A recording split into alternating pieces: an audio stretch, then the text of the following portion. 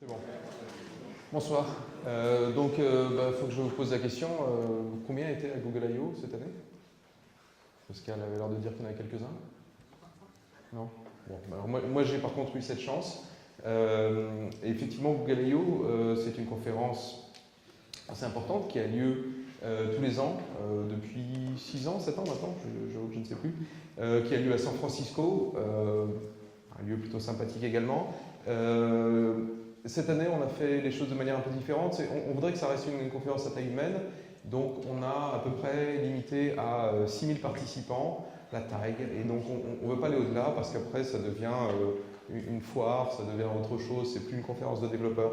Par contre, il y a beaucoup plus que 6000 personnes qui aimeraient venir participer. Et cette année, on a procédé à un tirage au sort dans lequel plus de 20 000 personnes ont participé, donc 20 000 personnes voulaient y aller. On en a accueilli 6000. C'est notamment une keynote, donc l'essentiel de ce que je vais vous dire, va reprendre un certain nombre des annonces qui ont été faites lors de cette keynote, essayer de les mettre en perspective, essayer de raccourcir les 2h30 de cette keynote. Et puis, c'est un endroit, Google I.O., où bien sûr on rencontre des gens, parce qu'il y a la keynote, il y a les sessions, mais le but c'est de rencontrer des gens. Il y a une keynote qui a duré 2h30 cette année, qui était un petit peu longue, mais qui avait beaucoup de contenu. Et les gens se sont dit cette année, par rapport peut-être aux années précédentes, que c'était vraiment du contenu pour développeurs. Et c'est un peu le challenge de Google, qui fait beaucoup de produits pour le grand public. Donc quand on parle de search, quand on parle de Google Maps, quand on parle de Google+, des gestions des photos dans Google+, tout ça c'est très joli. Mais le développeur là-dedans, il n'a pas grand-chose à raconter. C'était un petit peu le reproche qui avait été fait l'année précédente. Et donc cette année, c'était vraiment beaucoup de contenu pour le développeur, à tel point que certains journalistes ont eu un petit peu de mal à suivre à un moment donné quand on a commencé à montrer du code sur l'écran. Mais bon, moi je trouvais ça plutôt sympathique. La keynote était menée par Sundar Pichai, qui chez nous est le grand patron des développements pour tout ce qui est Chrome, Android et tout ce qui est apps, donc tout ce qui est Drive, Docs et ainsi de suite. Donc globalement, en termes de plateformes qui touchent les développeurs, il les couvre presque toutes. On a eu un focus important sur tout ce qui était design. On avait 3 thèmes majeurs. Globalement, tout devait rentrer dans un des 3 thèmes qui était Develop, Design et Distribute. Donc développer, ça c'est assez classique. Le design, c'est beaucoup plus nouveau chez Google et on va venir à quelque chose, une des annonces qui était assez importante.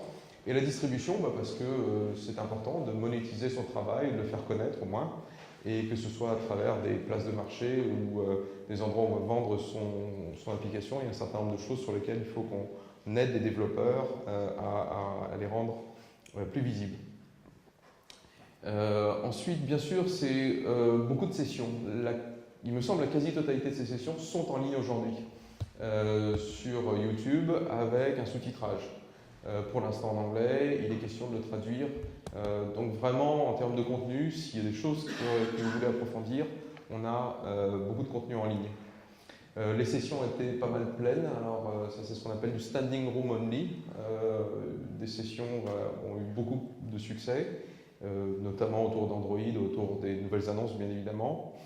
C'est un endroit aussi où on peut aller rencontrer les ingénieurs, donc tous les ingénieurs qui travaillent sur des produits qui ont été annoncés pendant cette conférence sont à la conférence, sont là pour engager la conversation et avoir un retour de la part des développeurs. Donc c'était aussi un autre point fondamental. C'est l'occasion aussi d'aller voir concrètement ce qui a été annoncé. On a parlé d'automobile, c'était l'occasion d'aller se mettre dans une voiture et d'expérimenter ce qui a été annoncé. Même chose pour tout ce qui est télévision, même chose pour tout ce qui est wearable. Donc j'ai entendu une traduction entre lundi et aujourd'hui que j'ai trouvé pas mal, mais je l'ai déjà oublié. Donc si quelqu'un en a une, je l'adopterai peut-être pour le futur. On a parlé toujours de glace et de ses évolutions. Et puis bien sûr, il y a les soirées, certaines mieux que d'autres, celles-là en tout cas étaient pas mal. Voilà, alors on va rentrer un tout petit peu dans les annonces. Bien sûr, toute conférence commence, comme il se doit, par un certain nombre de chiffres. Des chiffres notamment sur le nombre d'utilisateurs, de shipments d'abord, en termes de périphériques, soit des téléphones ou des tablettes qui ont été vendus dans le monde. Alors c'est en croissance, croissance plutôt importante, on ne voit pas le plateau encore arriver, donc ça c'est plutôt bien. Mais ce à quoi on s'attache chez Google, c'est vraiment regarder l'usage qui est fait de ces appareils. On arrive aujourd'hui à ce qu'on appelle 1 milliard d'utilisateurs actifs, et on définit quelqu'un comme actif qui utilise et qui touche le réseau au moins une fois par mois. Donc c'est ce qu'on appelle les actifs à 30 jours.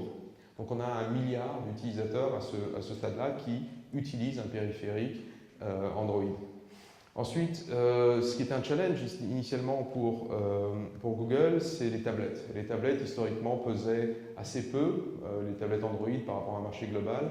Aujourd'hui, on a des chiffres qui sont bien meilleurs, à 62% du nombre, là aussi, d'appareils qui sont distribués. Plus intéressant, c'est l'usage qui en est fait. Et si on prend une application qui est plutôt souvent utilisée sur tablette, à savoir YouTube, on arrive à des utilisations qui sont très importantes, notamment sur Android. Un autre point qui est important, c'est qu'on parle souvent de fragmentation autour d'Android, fragmentation par rapport aux différentes versions d'Android, fragmentation par rapport à la taille de ces périphériques, depuis les petits téléphones jusqu'aux téléphones qui ont des formes, des tailles de tablettes, jusqu'aux grandes tablettes. Et ce qui est important de savoir, alors bien sûr, moi je pense que c'est plutôt du choix qui est proposé à l'utilisateur, mais c'est vrai que pour le développeur, c'est un travail supplémentaire de test, de qualification potentiellement. Ce qui est important, c'est qu'il y a une pièce très importante dans Android, au-dessus d'Android plutôt, qui est fournie par Google, qui s'appelle les Google Play Services. Et donc ça, c'est quelque chose qui regroupe un certain nombre d'API qui permettent de consommer, d'interagir avec les services Google. Donc Google Maps est un très bon exemple. Ces Google Play Services on a une nouvelle version toutes les 6 semaines. Donc il ne s'agit pas d'attendre une nouvelle version d'Android pour avoir une nouvelle version des Play Services. On les a toutes les 6 semaines. Et on peut les avoir sur des versions anciennes d'Android. On va remonter jusqu'à du Android 2.2. Et en regardant bien, on se rend compte que 93% des périphériques Android aujourd'hui sont à jour sur la toute dernière version de Google Play. Et ce qui a été annoncé, c'est qu'il y aurait désormais des mises à jour en termes de sécurité de l'OS à travers Play Services. Donc ça, c'est quelque chose qui est important et qui permet de, on va dire, balancer un petit peu, contrebalancer l'aspect fragmentation avec ce chiffre de 93% d'Android qui sont à jour en termes de Play Services. Autre point important, c'est que vous connaissez certainement la manière dont on peut vendre ces applications sur le Play Store, avec Google qui prend une partie pour les services rendus en termes d'hébergement de cette machine. 5 milliards de dollars depuis un an, entre les deux conférences Google I.O. 2013 et 2014, 5 milliards de dollars ont été payés aux développeurs. Donc ça, c'est une somme importante, mais pour relativiser, pour montrer un petit peu le progrès, c'est 2,5 fois ce qui avait été payé l'année précédente. Donc là aussi, il y a une croissance intéressante. Donc aujourd'hui, on est à 1 milliard d'utilisateurs actifs. Comment est-ce qu'on obtient le 2e milliard et le 3e milliard et les milliards suivants? Bien, entre autres, en adressant les marchés émergents et avec une offre qui s'appelle Android One. Android One, c'est une certification de hardware et de software qui est proposée à des fournisseurs de services dans différents marchés, que sont typiquement l'Inde, l'Afrique, le Brésil, pas forcément la Chine pour le moment, où on va proposer une solution où ces gens qui vont vendre ces téléphones vont passer plus de temps à améliorer un système basé sur du Android de base, donc ce que vous connaissez quand vous achetez un téléphone Nexus ou un téléphone qu'on appelle un Google Edition, donc sans surcouche, qui aura des mises à jour régulières à chaque fois qu'il y aura une nouvelle version d'Android. Et on arrive à des solutions où, pour une configuration telle qu'elle est listée ici, avec une dual SIM, qui est une fonctionnalité qui est très demandée dans ces pays-là, une carte SD externe, un écran 4,5 pouces, une radio FM intégrée, ça aussi c'est une fonctionnalité particulière. On a d'excellentes performances, le tout pour un périphérique à moins de 100 $. Et avec une expérience, encore une fois, et une mise à jour en termes de sécurité et de nouvelles fonctionnalités. Donc ça, c'est une nouvelle initiative pour les marchés émergents. Ensuite, on va rentrer dans un gros morceau qui est tout ce qui est design. En particulier, quelque chose qu'on appelle le material design. Le material design, c'est la volonté d'appliquer des règles de design à l'ensemble de ce que l'on donne aux développeurs. Alors bien sûr, je vais parler d'Android, mais vous allez voir que ça va au-delà. Et ce sont des principes de design que l'on doit suivre si on veut soi-même faire des animations et construire un design qui nous est propre, mais aussi ceux dont on va hériter si on utilise des composants classiques dans Android, mais également dans le web, on va le voir dans un instant. Donc c'est quelque chose qui va s'appliquer au web, au mobile, au desktop et au-delà. Les guidelines, d'une manière générale, en termes de design, sont maintenant disponibles à travers toutes les technologies Google. Et si vous allez sur google.com/design, vous allez trouver un certain nombre d'informations à ce sujet. Donc pour entrer un peu plus dans le détail, le but de Material Design, c'est d'avoir des transitions, d'avoir des choses qui ont un sens pour l'utilisateur, qui vont l'aider à comprendre l'interface, qui vont l'aider à mieux l'utiliser. Et le but, c'est quand il y a une transition, pour inciter l'utilisateur à avoir une action, eh bien c'est que les choses n'apparaissent pas comme par magie, qu'il y ait une transition, qu'il y ait des translations, et que l'on ait bien sûr des déplacements en XY, mais on ait également une profondeur qui puisse apparaître et être utilisée le temps d'une transition, comme vous pouvez le voir ici.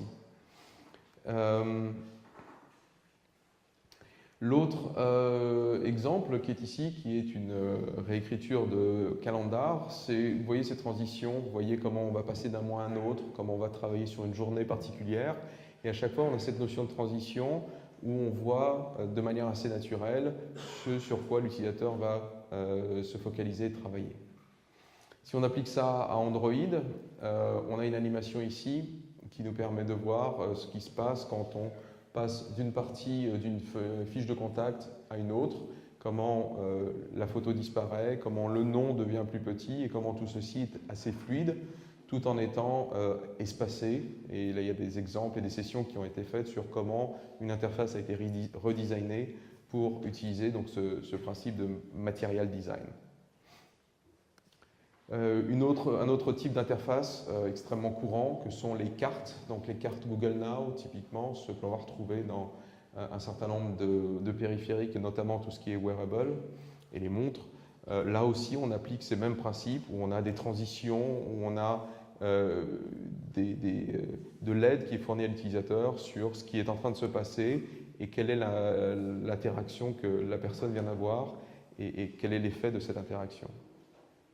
Donc, comme je disais, bien sûr, c'est Android, on en a beaucoup parlé, et c'est disponible dès aujourd'hui en preview, mais c'est également quelque chose qui s'applique au web, et notamment, vous le verrez un petit peu plus tard, à travers un modèle de composant construit au-dessus de la spec Web Component, et vous verrez également que c'est quelque chose qui est disponible dès aujourd'hui sur tout ce qui est wearable, et notamment sur les montres Android Wear. Encore une fois, google.com/design. Au passage, il y a une police de caractère qui s'appelle Roboto, qui est très utilisée dans le monde Android, qui a été réécrite, qui a été améliorée, là aussi pour supporter un maximum d'écrans, non pas seulement les écrans de type mobile, mais le web et plus encore. Un autre thème important, si on se focalise cette fois-ci juste sur la partie mobile et sur Android, c'est qu'une application, on vous incitait en termes de bonnes pratiques à faire une application qui tourne à la fois sur téléphone et sur tablette, plutôt que d'avoir la version téléphone et la version tablette. D'avoir juste différentes façons d'utiliser l'écran, mais d'avoir un seul artefact, un seul APK que vous mettez dans le store, et puis ensuite l'interface est relative et va s'adapter en fonction du périphérique sur lequel l'application est installée.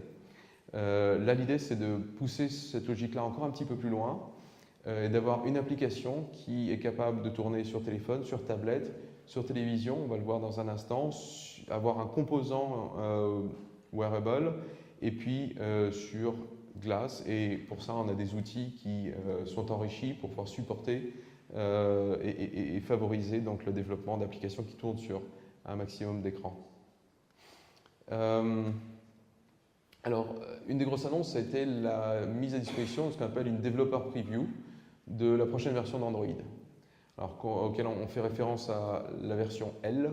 Donc, vous êtes peut-être pas sans savoir que les versions d'Android ont des noms de friandises. La précédente, c'était KitKat, donc après K vient le L. Pour l'instant, le L n'a pas de nom, donc on parle de la version L. C'est une preview release, c'est quelque chose que Google n'a jamais fait avant. C'est-à-dire qu'on donne dans les mains de développeurs des choses qui sont, comment dire, pas sèches, mais alors pas du tout. Et c'est tout à fait volontaire parce c'est une grosse version qui arrive avec des gros changements en termes d'API, en termes d'interface graphique, comme je l'ai rapidement couvert il y a un instant.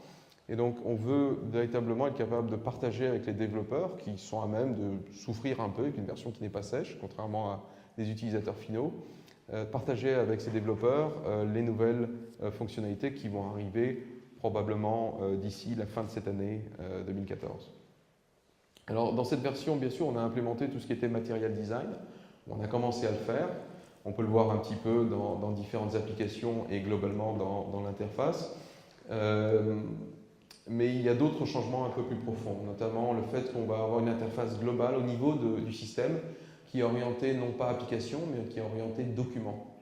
Et donc, pour vous illustrer ça, quand vous allez chercher l'historique des applications, les différents onglets de votre navigateur sont autant de cartes qui vont apparaître dans l'historique. Si vous travaillez sur différents documents dans Drive, par exemple, c'est autant d'onglets qui vont apparaître. Donc, on va avoir un mélange entre différentes pages web, différentes applications, toutes vont être mises au même niveau.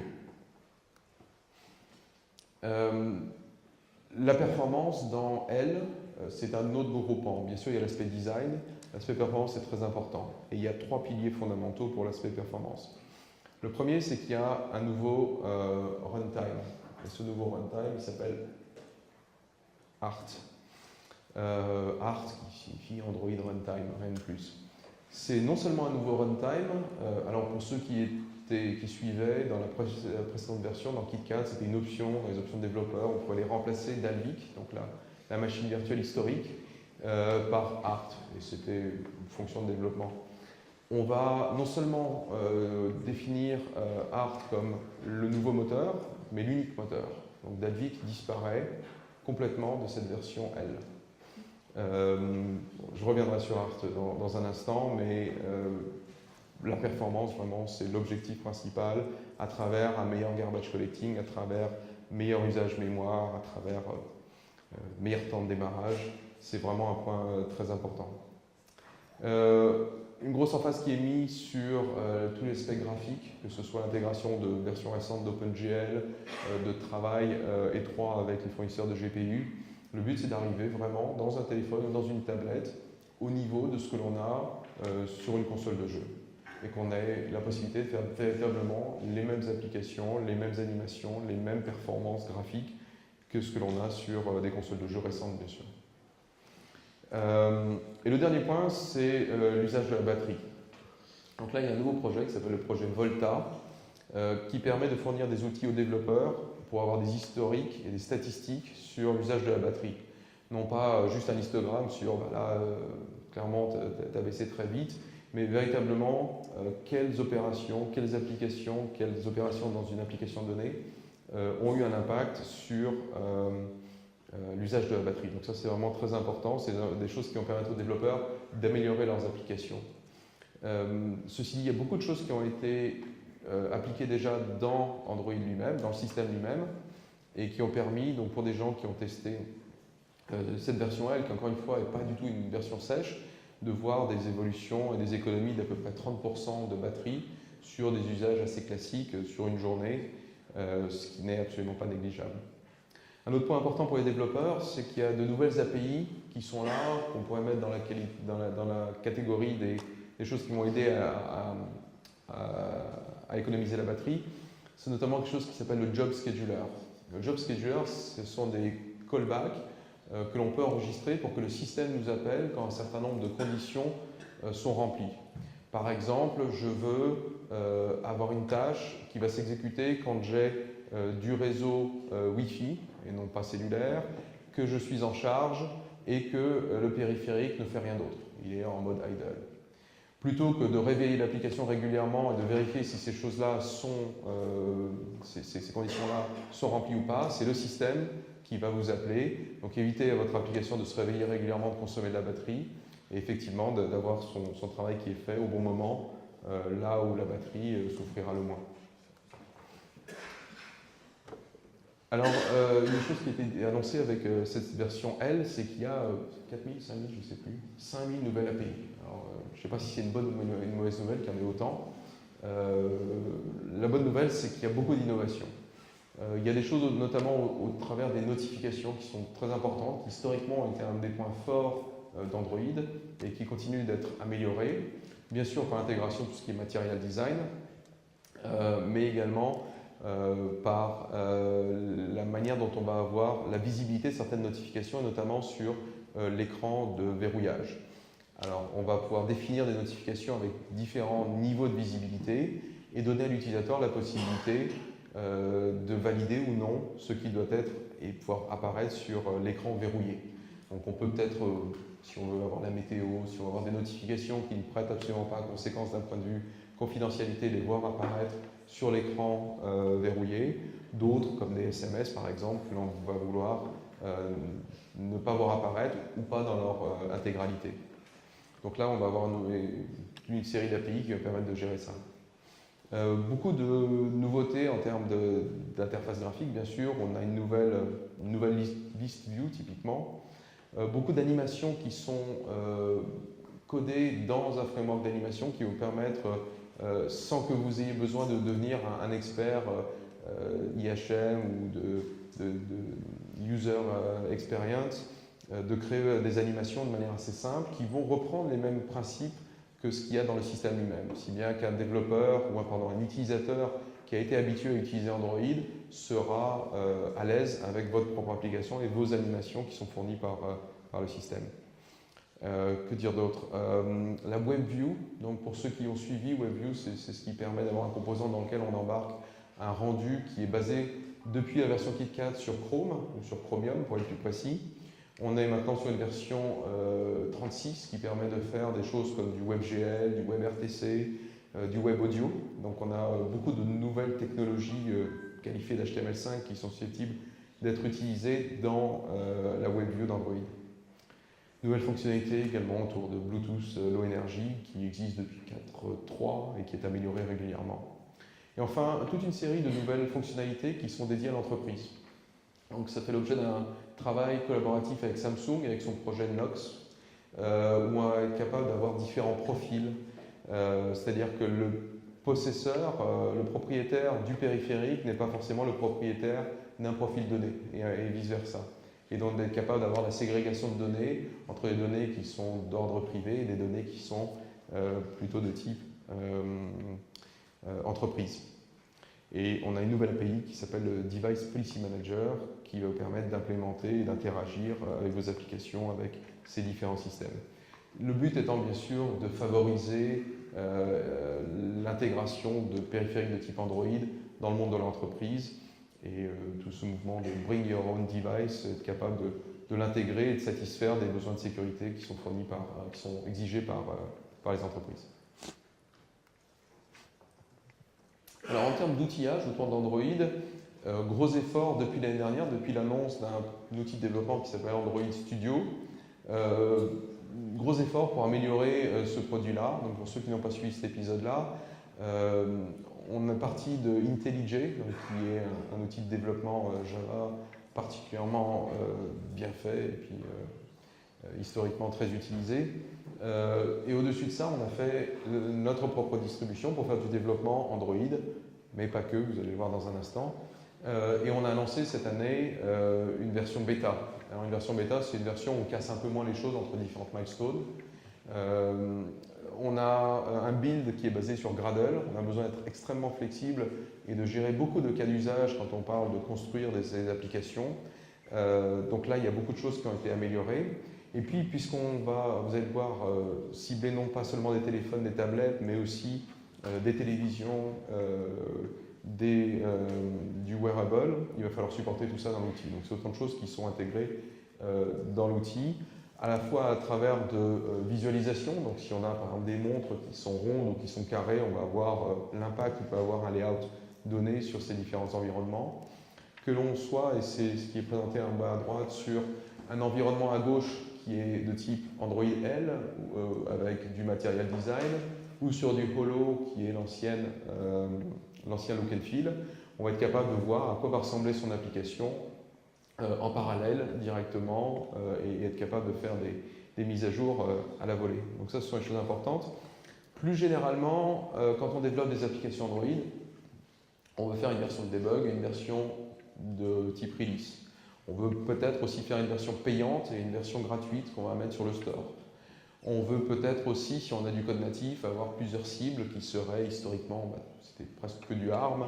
De plus en plus, on voit les architectures Intel arriver, il y en a d'autres aussi. Donc on peut avoir plusieurs APK directement qui peuvent être produits par un build de données. Donc c'est ce qu'on appelle des variantes. C'est autant de choses qui sont supportées désormais par cet outil, donc Android Studio. On a également, et c'est pour ça que je disais que c'est pour développer de l'Android, mais pas que, une intégration de services cloud. Donc j'y viendrai rapidement, mais Google a une plateforme cloud qui permet, par exemple, de publier des services en mode REST et de consommer et d'héberger chez Google la logique côté serveur. Donc c'est autant de choses qui sont outillées dans Android Studio. On est capable de créer et de développer ses propres services, de les publier sur le cloud de Google et de les consommer dans son application Android. Et enfin, il y a plein de petites choses, plein de petits détails qui sont quand même très agréables, que vous allez voir arriver rapidement dans les évolutions de la bêta, notamment quand on a plusieurs builds Gradle, quand on a plein de manifestes, plein de fichiers de ressources, on est capable de les regrouper en un seul endroit et de les gérer de manière beaucoup plus simple. Et d'une manière générale, tout ce qui est build autour de Gradle, il y a beaucoup de travail qui est fait là-dessus en termes de performance d'une part, mais aussi de stabilité. Alors, Android, cette version L, elle est disponible pour les développeurs. Il y a des images système qui sont disponibles désormais pour Nexus 4, Nexus 5, 7 et 10. Et il y a un développeur preview SDK qui va permettre d'utiliser des émulateurs et de démarrer donc, dans l'émulateur une version Android L. Ce qui n'est pas possible aujourd'hui, c'est de publier une application qui utiliserait des API d'Android L, ça n'a pas de sens, et ça ne sera pas possible tant que la version ne sera pas finale. Les API telles qu'elles sont aujourd'hui vont changer, pas qu'elles peuvent changer, c'est qu'elles vont changer très certainement, au moins pour un certain nombre d'entre elles. Et enfin, le dernier point, c'est que le nom officiel, ni même la version, sont des choses qui ont été annoncées à Google I.O. Alors, je voudrais revenir rapidement sur Art. Art, c'est ce nouveau runtime qui est assez différent de ce qui historiquement se trouvait dans Android, qui s'appelait Dalvik, qui a été créé à une époque où on était monocœur, on parlait ARM et puis à peu près rien d'autre. Entre-temps, on a eu du multicœur, on peut avoir jusqu'à facilement 8 cœurs, on peut avoir des CPU qui font, des GPU qui font 50 fois la puissance qu'ils avaient avant, et puis il n'y a pas que ARM aujourd'hui. Donc Art est là pour adresser tous ces problèmes-là, en ayant une technique essentiellement de compilation avant exécution, donc de la Head of Time Compilation, donc par opposition à du Just-in-Time. Donc c'est ce que vous voyez si vous utilisez Art, quand vous l'installez, quand vous le mettez en route, il y a une recompilation des applications, ce qui va permettre par contre d'avoir un démarrage plus rapide, jusqu'à 2 fois plus rapide sur des applications communes, une meilleure implémentation du garbage collecting, donc ça c'est quelque chose de très important, on n'était pas rare, c'est ce que vous voyez dans un des deux graphiques, je crois que c'est celui du bas, d'avoir des pauses de 10 millisecondes, et quand on a des pauses de 10 millisecondes de manière assez aléatoire, voire arbitraire, on a du mal à atteindre les 60 frames par seconde que l'on voudrait avoir pour avoir des animations fluides. Et là, le but, c'est vraiment de réduire au strict minimum ces temps de pause, donc d'en avoir moins, et quand on a un garbage collector qui se déclenche, de le voir se déclencher pour moins de temps. Et on pense déjà aujourd'hui, avec cette version preview, avoir fait des progrès énormes par rapport à Dalvik. Donc ça, c'est important parce que l'effet de bord, mais l'effet souhaité aussi, c'est un meilleur usage de la batterie, moins de mémoire utilisée. C'est à peu près toutes ces choses-là qu'on arrive à implémenter aujourd'hui. Un autre point, c'est le support de 64 bits. Alors à la fois pour ARM Intel, MIPS et donc leur variante 64 bits. Le 32 bits continuera à fonctionner, il n'y a pas de souci. Ce qu'il faut savoir, c'est qu'à peu près 80% des applications qui sont dans le Play Store aujourd'hui, c'est juste du DEX, c'est-à-dire il n'y a pas de code natif, c'est juste une application qui a été écrite à partir d'API Java. Et donc celle-là ne nécessite absolument aucun changement pour s'exécuter en 64 bits. Alors ne me faites pas dire ce que je n'ai pas dit, 64 bits, c'est pas 2 fois plus rapide que 32 bits, pour plein de bonnes raisons. Par contre, dans le domaine de la crypto, de tout ce qui est graphique, il y a des chances qu'on arrive à avoir des boosts en performance qui sont très intéressants. Et dernier point sur ART et sur le support 64 bits, c'est que tout ceci est déjà dans la branche open source, donc dans AOSP.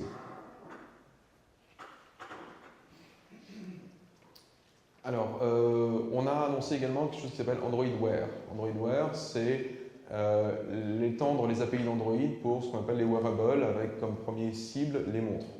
Avec deux montres qui ont été rendues disponibles, une montre Samsung et une montre LG, et une montre qui est présentée ici, qui est la Motorola, qui sortira cet été.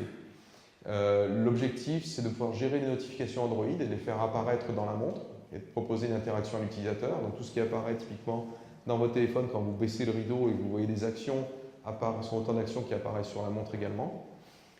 Désormais, ce qui est possible, c'est d'avoir un vrai SDK complet qui permet de développer des choses qui s'exécutent sur la montre et qui tirent parti, par exemple, d'un podomètre, d'un analyseur cardiaque et ainsi de suite. Donc ça, c'est quelque chose qui a été annoncé. Donc historiquement, on pouvait faire que des notifications. Désormais, on peut aussi développer des applications qui vont tourner sur la montre. Et en termes de packaging, c'est un nouveau APK, une nouvelle application qui est embarquée dans l'application principale que l'on déploie sur la montre, que l'on déploie sur le téléphone. Donc vous allez typiquement, il y a un seul Play Store, c'est celui que vous connaissez pour aller chercher vos applications. Certaines applications vont avoir une composante Android Wear.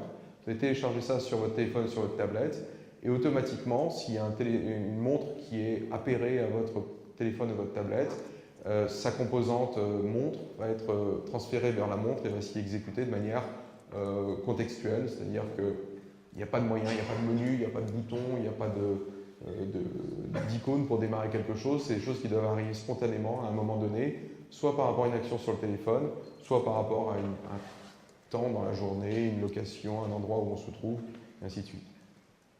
Alors pour info, les montres LG et Samsung sont disponibles en vente en France aujourd'hui. Elles coûtent 199 € et elles sont livrées dans les jours qui viennent.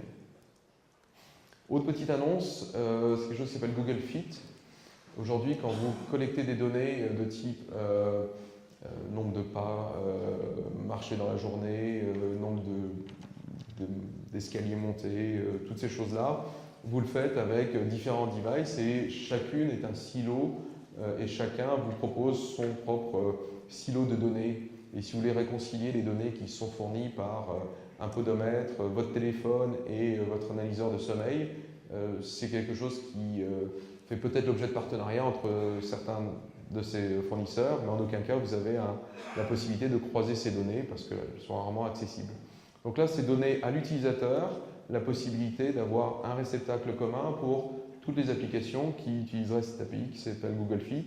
Il y a 14 partenaires aujourd'hui, dont Adidas, Nike, Polar, Runtastic, le français WeThings, Runkeeper, il m'en manque, mais on a 14 partenaires qui vont écrire des applications, qui vont proposer donc d'utiliser cette API et donc d'avoir une vision globale pour un utilisateur donné. Il y a un SDK qui arrive pour Google Fit. Tous ces partenaires ont eu un accès privilégié à ce SDK. Le SDK arrive pour tout le monde avant la fin du mois, on va dire. Alors, on va peut-être passer ça rapidement. Pour ceux qui connaissent le développement Android, je l'ai déjà mentionné, il y a Android Play Services, ce fameux truc qui est mis à jour toutes les 6 semaines et qui arrive avec de nouvelles fonctionnalités, qui a plein de nouvelles choses dans sa version 5.0, notamment le support de tout ce qui est Android Wear, mais il y a plein d'autres choses également. Un mot sur Chromecast. Est-ce qu'il y a des gens qui ont une Chromecast ici? Quelques-uns. Donc la Chromecast aujourd'hui, Chromecast c'est le périphérique lui-même qui permet de piloter ce dongle qu'on branche sur une télé depuis son téléphone ou sa tablette. La technologie derrière s'appelle Google Cast. Et c'est une technologie qui va être implémentée au-delà de ce simple périphérique, vous allez le voir dans un instant. Les nouveautés, c'est qu'on n'est plus obligé d'être sur le même réseau entre le téléphone et la Chromecast elle-même, et qu'il va y avoir une communication qui se fait à base d'ultrasons pour indiquer à la Chromecast comment aller chercher du contenu sur le réseau sur lequel elle est. Donc que ce soit chez vous, ou dans un hôtel, ou chez des amis, ça va être probablement beaucoup plus facile de mettre ça en œuvre. Ou des amis viennent chez vous, veulent mettre du contenu à l'écran, vous êtes obligé de leur donner votre mot de passe. C'est pas que vous leur faites pas confiance, c'est juste que votre mot de passe est super long et super pas pratique à rentrer dans un périphérique. Donc ça, c'est la première chose. La deuxième chose, c'est que désormais, depuis un périphérique Android, on va pouvoir faire du mirroring de tout ce qu'on voit à l'écran sur votre Chromecast. Donc ça, c'est une petite fonctionnalité qui est plutôt sympathique. Donc tout ce que vous avez en local, vous allez pouvoir le voir, vidéo, images, son compris.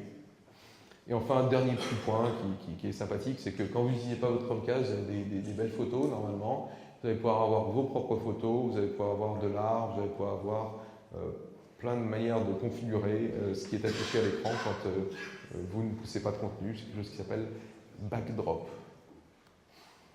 On a également annoncé quelque chose qui s'appelle Android TV. Et Android TV, typiquement, va reprendre le protocole Google Cast. Donc tout ce que vous savez faire déjà avec une Chromecast, vous allez pouvoir le faire avec quelque chose qui implémente Android TV. Et Android TV, c'est vraiment une plateforme essentiellement destinée aux fournisseurs de télévision, de set-top box, pour permettre de développer du contenu, une interface graphique où typiquement sur un téléphone on regarde les choses plutôt d'en haut en bas, sur une télé c'est plutôt de gauche à droite, enfin, il y a quand même des concepts qui sont assez différents. On a une API qui va permettre d'intégrer des jeux. C'est quelque chose qui a été mis à disposition des développeurs à travers ce qu'on appelle un design de référence. Donc il y a un boîtier qui a été distribué aux participants de Google I.O. qui va permettre de tester tout ça. Les premiers produits arrivent fin 2014 et en France on a deux partenaires que sont Bouygues Télécom et SFR. Google Auto. Google Auto, autre grosse annonce, Android Auto. Android Auto, c'est la suite de quelque chose qui a été annoncé au tout début d'année, qui s'appelle l'Open Automotive Alliance, OAA, qui a aujourd'hui 40 partenaires, dont je crois 25 constructeurs automobiles et dont Renault en France. Le but, c'est vraiment d'étendre la plateforme Android à la voiture et d'avoir 3 cas d'usage qui sont adressés. Le premier, c'est la navigation. Le deuxième, c'est tout ce qui est communication et l'utilisation du téléphone. Et le dernier, c'est tout ce qui est musique. Tout ceci de manière personnelle avec tout ce qu'on a pu configurer sur son téléphone. L'essentiel, tout en fait, s'exécute sur le téléphone. Le téléphone ou la tablette est le hub sur lequel tout va s'exécuter. Le travail va être de proposer une interface avec ce qu'il y a comme équipement dans la voiture, notamment pour pouvoir piloter ce qui se trouve sur le téléphone ou sur la tablette. Donc on va projeter une application qui va avoir une tête bien précise, ou avoir des contrôles sur un écran de manière bien précise, une commande vocale également, et tout ceci avec un certain nombre de partenaires. Les premières voitures devraient sortir des usines à la fin de cette année. Là où historiquement, je pense que votre expérience est à peu près la même que la mienne, les interfaces graphiques dans les voitures, c'est quand même pas terrible. Les constructeurs ont été obligés de s'y mettre parce que c'était demandé par leurs utilisateurs, mais c'est quand même pas trop leur métier. Et surtout, quand on a une voiture toute neuve, c'est une interface graphique qui a été pensée et conçue des années auparavant. Là, on va être capable d'avoir une innovation qui va avoir un rythme beaucoup plus soutenu. En termes de développement, il y a un SDK qui va sortir là aussi dans très peu de temps. Par contre, il va falloir faire attention, vous ne pourrez pas faire n'importe quoi dans le développement. Notamment, vous serez contraint par des règles de sécurité en termes de ce que vous pouvez afficher à l'écran. Et où vous pouvez afficher ces choses à l'écran. Alors, plein de devices. C'est super les téléphones, les tablettes, les voitures, tout ça, mais à un moment donné, il faut des services. Il faut consommer des données, en produire et les stocker quelque part. On ne va pas les garder typiquement dans sa poche ou dans sa voiture. Donc Google propose une plateforme qu'on appelle la Google Cloud Platform qui permet d'héberger ses propres applications, soit en mode traditionnel, on va dire, infrastructure as a service, j'ai une machine virtuelle, je déploie toute ma infrastructure dessus et je la gère. La bonne nouvelle, c'est que vous êtes sur le réseau Google, vous avez des machines en claquant des doigts et en payant la facture derrière, mais elle est globalement pas très élevée. Soit une approche plus haut niveau, de type plateforme as a service, on va développer l'application, on va juste la donner à Google et Google va s'occuper notamment de tout ce qui est scalabilité et gérer tout ça pour vous. Il y a plein de nouvelles fonctionnalités qui ont été annoncées pour le développeur. Du debug sur une version de production, du tracing de performance, donc de l'analyse de performance, même chose sur la production, sans impact en termes de performance. Du monitoring global d'application, autant de choses qui vont vous permettre d'avoir des outils intégrés pour voir comment se comporte votre service. Un autre point, et là ça va raccrocher les wagons par rapport à Android, c'est la possibilité dans une application Android d'utiliser quelque chose qui s'appelle Cloud Save. Et être capable de dire, cette entité, cet objet, je veux le sauvegarder. Et pas en local, je veux le sauvegarder dans le cloud. Et donc de manière extrêmement simple, on va proposer une API qui va permettre d'utiliser la base de données NoSQL de Google, le data store de Google, pour stocker les attributs de ces différentes entités et d'être capable de gérer tout ce qui est mode offline et de gérer tout ce qui est synchronisation automatiquement. Donc ça, c'est quelque chose qui vient d'être annoncé et on est dans un mode qu'on appelle le Trusted Tester où on prend un nombre d'utilisateurs limité pour le moment. Et enfin, dernier point, MapReduce, typiquement, c'est la mode, c'est ce que tout le monde fait, que ce soit tous les fournisseurs, quand on parle de Big Data, répondent MapReduce. En fait, chez Google, on n'en fait presque plus. On n'en fait presque plus parce qu'on pense qu'il y a de meilleures technologies. Et parmi ces meilleures technologies, il y a quelque chose qui s'appelle Google Cloud Data Flow. Et typiquement, on est aujourd'hui dans une phase chez Google où on est en train de mettre à disposition du plus grand nombre ce qu'on utilise en interne depuis de nombreuses années. Et donc Cloud Data Flow, c'est cette capacité d'avoir, de s'abonner à des flux de données et d'être capable de les gérer effectivement en tant que flux de données au fil de l'eau. Et d'être capable de faire soit du batch, soit du streaming et d'avoir de meilleures performances, de ne pas avoir des mises en place d'infrastructures et des temps de démarrage qui sont un peu rédhibitoires dans nos cas d'usage autour de MapReduce. Voilà, et je vais prendre 3 minutes pour terminer, parce que je sens que sinon je vais mettre tout le monde dedans. Donc je suis désolé, mais il y a vraiment beaucoup de contenu. Dans les choses que les gens attendaient peut-être un petit peu moins, quand on parle de Chromebook, on parle, dans le meilleur des cas, de l'ordinateur le plus simple au monde, parce qu'il y a un navigateur et il n'y a rien d'autre. Dans d'autres cas, on va dire c'est un peu cher payé pour un navigateur. En tous les cas, c'est un produit qui a beaucoup de succès dans les écoles, qui a beaucoup de succès dans un certain nombre de cas d'usage extrêmement précis où on n'a besoin effectivement que d'un navigateur. Et on a besoin d'un démarrage rapide et on a toujours ces données avec soi. Et donc ça, c'est quelque chose qui fonctionne très bien aux États-Unis, mais en Europe également. C'est un des best-sellers, notamment sur Amazon. Ce qui a été présenté, c'est la possibilité d'exécuter les applications Android sur Chrome OS. Donc il y en a 3 qui ont été présentés, qui étaient Flipboard, Evernote et Vine. Et Vine est intéressant parce qu'à un moment donné, on utilise la webcam, donc il y a vraiment une intégration entre l'usage de l'API de webcam d'Android mappée sur celle de Chrome OS. On va avoir une version que vous allez tous pouvoir utiliser, donc on n'a pas trop parlé de comment tout ça a été implémenté. Ça sera bientôt disponible et c'est quelque chose pour lequel on a un petit peu besoin de votre aide. Si vous allez sur chromebook.com/newapps, on va vous demander quelles sont les applis que vous voudriez voir sur Chromebook. On va également possibilité d'avoir un certain nombre de notifications Android sur le Chromebook. Donc des choses de type un appel entrant, votre batterie est à plat ou pas loin. Et enfin, le dernier point, la possibilité de faire un unlock de votre Chromebook, donc ne pas avoir à saisir un mot de passe, simplement du fait de la proximité de votre périphérique Android sur lequel vous êtes authentifié. Chromebook, c'est bien, mais pour un développeur, c'est peut-être pas terrible, parce que là, on a besoin de ce outil de développement. Ce qui est annoncé, c'est un outil dont on a un petit peu parlé avant, qui s'appelait Spark, et donc à qui on a donné un nom beaucoup moins drôle. Donc le Chrome Dev Editor, qui est un outil de développement pour développer des applis web, de type JavaScript, CSS et compagnie, ou Dart. Et Dart, en fait, c'est le langage qui a été utilisé pour développer cet outil-là.